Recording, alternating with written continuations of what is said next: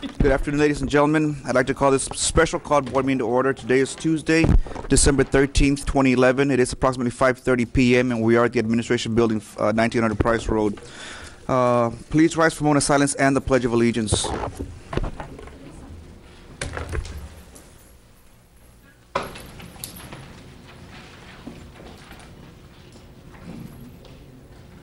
Pledge of allegiance to the flag of the United States of America and to the republic for which it stands, one nation, under God, indivisible, with liberty and justice for all. Honor the Texas flag. I pledge allegiance to thee, Texas, one state, under God, one and indivisible.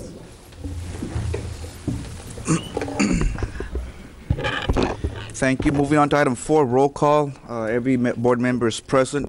Moving on to item 5, recommend approving the agenda of the special call board meeting of December 13th, 2011. With any corrections or deletions, Dr. Montoya? Dr. Escobedo, members of the board, the agenda stands as stated, no corrections or additions. Thank you. Do I have a motion to approve? Motion. I have a motion by Second. Mrs. Presa, seconded by Mrs. Peña. All in favor? Aye. Aye. Motion passes unanimously. Moving on to item 6, consent agenda. I have received a list from my colleagues indicating there is no need for discussion or deliberation of the following agenda items. The following agenda items will not be discussed or deliberated. Item 2 and item 3 of the consent agenda. With that said, do I have a motion to approve the consent agenda? Motion. I have a motion by Mrs. Presa, seconded by Mrs. Peña. All in favor? Aye. Aye. Motion passes unanimously. Moving on to item 1, discussion, consideration, and possible action regarding the approval of the comprehensive annual financial report for the fiscal year ended June 30th, 2011. And I'll open the floor for any questions. Mrs. Longoria. Yes, Dr. Montoya, will someone from Patel and Brown be making a brief presentation? Of Yes, Mr. Garcia. Yes, sir. Dr. Montoya, Mr. President, at this time, if that is so, the wish, remember that on December 7th at 12:30, we did have an audit committee meeting where the actual audit was presented. Then we also sent out on CD form on Friday the actual audit. Here you have now the hard copy of it. So if there's any questions, we can... Was there any changes, or is it about the same? No, the numbers were exactly the same. The same. numbers cannot change. It was just minor little cosmetics here and there. Okay. Mrs. Longoria, do you have a specific question? Well, yes, since not all the board members were here, and since now this meeting is being televised, I would like for the public to hear the report. I mean, that would be fine. Okay. Dr. Montoya? Dr. Escobedo, members of the board, Mr. Garcia, why don't you have them do a little summary, Okay. So that they have the quick overview and... Just a brief summary to the point. Yes, sir. Dr. Montoya, Dr. Escobedo, and fellow board members. With us this afternoon, we have Mr. Pablo Ansaldúa. He represents Patillo, Brown & Hill, which is our auditing firm. So he'll be making a brief presentation, kind of just summarize our schedules. Thank you, Mr. Garcia. Thank you. Board President, Superintendent, and members of the board, again, my name is Paulo Basaldua, and I'm with the firm of Patillo, Brown & Hill. What you have before you is the comprehensive annual financial report for the year ended June 30th, 2011. There's 3 separate opinions within that report. The opinions are clean. It is an unqualified opinion. There is no type of significant deficiencies or material weaknesses reported within the financial statements. Again, what we issue before you is the financial statements as a whole. Of course, the district being the size that it is, there's always issues that come up and things of that nature, but of course, it does not exceed the dollar threshold. Overall, the audit did go smoothly. Within the audit, we ended up testing federal programs. All the federal programs that were tested, there was no type of issues found that were of significance. Overall, regarding your internal controls as a whole, again, there was really no issues regarding that. There was a prior year comment related to a purchase order. That incident did not happen this year, but I know it was something that we discussed in previous year. And overall, unless you want me to specify or go over a specific exhibit regarding fund balance or anything of that nature, I'm really open for any type of questions or discussions. Longoria? Yes, if you could go over the fund balance. During the audit committee meeting, the one exhibit that I did stress and the one thing that I did go over, of course, was on Exhibit C-5. Exhibit C-5, which is on page 34. The reason the importance of this document and the reason I like to present it is because the very first column within this particular document is your original budget. Of course, this is a budget that was adopted at the end of last year. There was amendments that were made throughout the year. So, of course, that second column being your final budget. That includes all the different budget amendments that you have. The very third column includes the actual numbers. This is what came in during the 12 months of the year. So, of course, as you can see, total revenues that came in were $396 million. You ended up budgeting as the adopted or final budget was 402, so there was a variance of 6.2 million. The end result is there were certain revenues that did not come in. And of course, it is within the three different categories. Now, there was a variance of 7.5 million within your local revenues, which is the tax money and things of that nature. Your state income, of course, there's also a negative variance of 8.4 million. And again, it's the same thing. The state money did not necessarily come in as it was budgeted. And then your federal programs, the district had budgeted 27 million and only 37 came in. Of course, that is the one highlight within the budget where revenues did exceed the budgeted amounts at year end. Budgeted expenditures, that second column, 472 million. There was 436 million that was expended. Of course, that is a very positive thing for the district. The district as a whole cannot control what revenues come in. The revenue streams that come in, especially as a district, it being a nonprofit, it's a governmental agency, it's dictated by the taxpayers and by the state, but you can control the expenditures you spend as a whole within the different departments and things like that. So of course, the district ended up budgeting 472 million and only expended 436. So there was a positive variance of 35 million. There was different bond monies that were issued, of course, the 25.7 million, and you can see that within the other financing sources of the third column. And at the end of last year, you had a beginning fund balance of 117 million, and at the end of this year, with all of the different changes that went through, there ends up being an estimated amount of 100 million. So there was a change within your fund balance of 17 million overall. And that number, in essence, correlates back to Exhibit C-1, which is on page 30. I know that there's a lot of importance placed on the general fund balance, and of course, that number of the 99 million is within the very first column at the very bottom of the page. As you can see, there's 99,312,956. That is your ending fund balance as a whole for your general fund. And as you can see right above that, the 60 million is what you have as undesignated, unreserved. Everything else in relation to that number, which is the other 40 million, has already been set aside as reserves related to your inventory, federal programs, specific commitments that you've made, capital projects and things of that nature.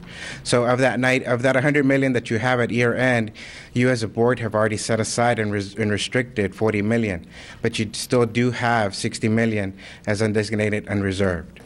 But overall, the financials as a whole, again, they are what they are, and they're fairly stated. Longoria? Okay. I believe you mentioned that the fund balance was that we only had enough for 55 days. For governmental entities, of course, it's always stressed to have anywhere between it varies by entity. We could say it anywhere between 30 to 60 days or 60 to 90 days. If you have 90 days of fund balance, it's very healthy. And by that we mean, should there be some type of incident where no more revenue comes in, that undesignated revenue is what you would use to continue operations. So in essence, with that 60 million being unreserved, undesignated, you have a total of 55 days where you could continue operations, and continue to maintain the district without having any other type of revenues coming in. So that is a number, and as a board, you've already established a policy of having 75 days. So in essence, that policy that you've established, a few years ago, has kind of been decreasing slowly. But at the end of the day, that is what it is, and as of now, that is what you have. You have 55 days. Mrs. Presas? Yes. And this question is for you, Dr. Montoya. Can we just start focusing on making sure that we stay within the policies that we've adopted at 75 days? Because what does it take to run the daily operations for the school district, just so the public knows what it takes in order for us to be operating? It takes a little over $1 million a day to operate the district. So which means that if we don't receive no revenue and we sustain ourselves only with this money, it's really nothing to keep ourselves It going. is I mean, it is 2 months of operation. I mean, at the end of the day, it's really a matter of interpretation based on the particular government or entity. You know, because we audit different entities, and it just comes down to what the comfort level for that agency is. You know, you go to cities, counties, school districts, all of them are different, but it really comes down to just the comfort level of the district. Yeah, but you as a board established that policy of 75 days. 75 days. So we Yes. need to stay. That's my point. That we need. I'm asking administration that we need to stay within those 75 days, because we can't count on what's coming in from other entities. Because if they fall behind on their payment being sent to our department, to our building, then we have to make payments. We have to pay payroll. And if we are going to depend on other entities to collect their checks, that's not going to happen. You know, we have to be able to say we're going to leave within means. We're going to make sure that we can, you know, tighten up our belt. And please, Dr. Montoya, if we can go back to the 75 days, because obviously that would have put us at a safer. That Ms. Presas Garcia, members of the board, that is an absolute goal that we want to work on this coming year, is to rebuild, increase the fund balance up to the designated number of days. Okay. Any other questions or comments? If not, we move on to closed meeting.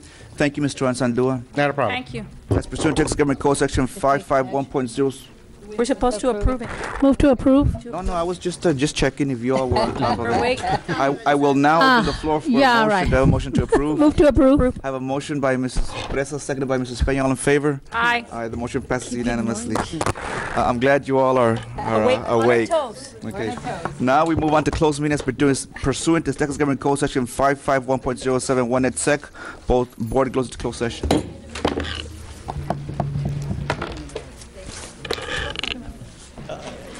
Ya se la mandó él.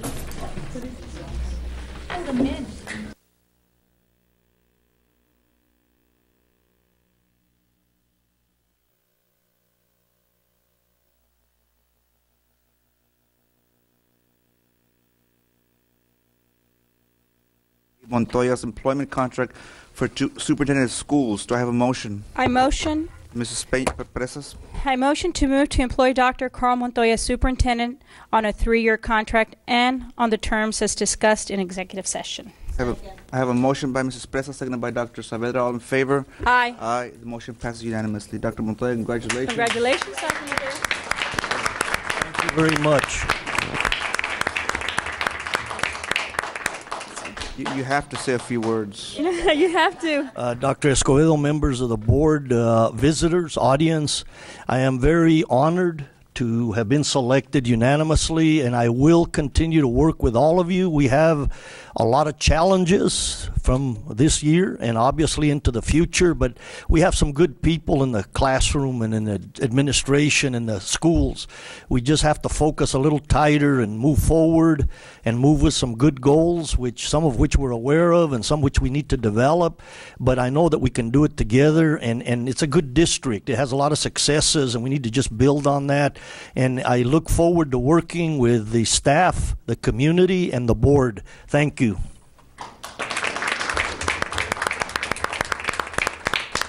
Any comments, questions for the board? Me. Mrs. Presas? Well, as you were told already, Dr. Montoya, the expectation is high. You have your administration that you need to direct and you need to work with very closely. You will need to work with us as closely as possible. We have a mission and we have a vision. I know that sometimes people take things personal. It's nothing personal. It is. We have to continue with the focus of what's best for our students and get them prepared for the college level and and the competition that they have out there with other students around the world. And you know, it's a very fast-paced market right now. And if we don't prepare our students, then they're left out. And once again, you know, congratulations. And I know that we're a strong team and we can make it happen once again. Like Dr. Escobedo said, we're on the way to Broad and Cube again. Thank you, Mrs. Presas. Mrs. Peña? I also like to congratulate you. I wish you the best, and I will keep you in my prayers. You're a good man. I ask that you always guide everything you do with your heart and mind working together. I expect great things from you that I've already seen. You've got the capability, you've got the support, and people that know you really love you. and God will bless you so you will succeed and pull us forward. So thank you. Thank you, Mrs. Peña. Dr. Saavedra? Congratulations, Dr. Montoya. Saavedra. It's official now. I look forward to working with you and setting up some of these reforms that will drive the school district in the right direction. And with your leadership and guidance, I know we can make it happen. Thank you. Congratulations, Thank you. and I look forward to working with you. Thank you, Dr. Saavedra. Mr. Aguilar? Yes, Dr. Montoya, congratulations. I don't think I have to repeat the same thing all over what the boards are saying, but the expectations are great. You do have a great staff. Take care of him. Do the right thing. That's all we ask. To work with us. In talking about us, it's not just the board, it's the school district in our community. To bring them together and make us the best school district in the state of Texas. Thank you. Thank you. Thank you, Mr. Aguilar. Any other comments or questions? Mr. Colunga? Dr. Montoya, congratulations. I wish you the best as the leader of this district, and I'm looking forward to working with you and the team of 8 to, I think we would do well to continue with the platform of the CRSS training and reform in urban education. I think we will provide the leadership and direction for other districts. And again, I wish you well and congratulations. Thank you, Mr. Colunga. Mrs. Longoria? Congratulations, Dr. Montoya. I'm very confident you will do a good job. You have been doing it the last, 6-7 months, and I look forward to working with you and help each other as a team and move forward. Thank you. Thank you. Thank you for your comments. I basically echo everything that was said, so you all have said it in a very eloquent way. Our next, moving on to announcements, our next scheduled board meeting is on Tuesday, January 17th, 2012. Boy, we're moving right along. We're moving right along. Go. Dr. Montoya, anything else? No, sir. No other announcements. Thank you. Let's go celebrate. Mrs. Presas? For the budget meetings, does the staff, so we can, at least have the date? I know that we'll come back and then we'll go over it, or? Go ahead, Mr. Garcia. Yes, Dr. Montoya, Dr. Escobedo, whenever you all want to schedule that meeting, we're ready. Let's wait till after the holidays. Way after the holidays. Yeah, but we come back on January, so can we look into the following weeks? And I am going to continue to be the chair of the budget, right?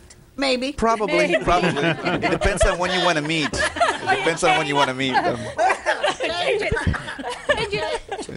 Let me tell you, because we were having 2 meetings a month, and that helped us out a lot.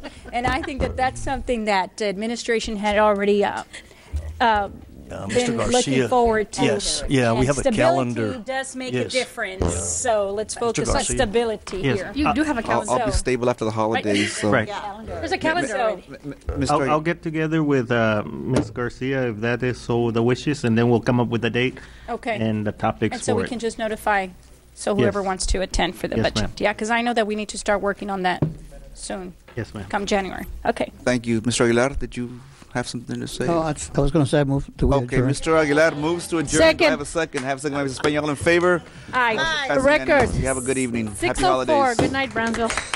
And Merry Christmas.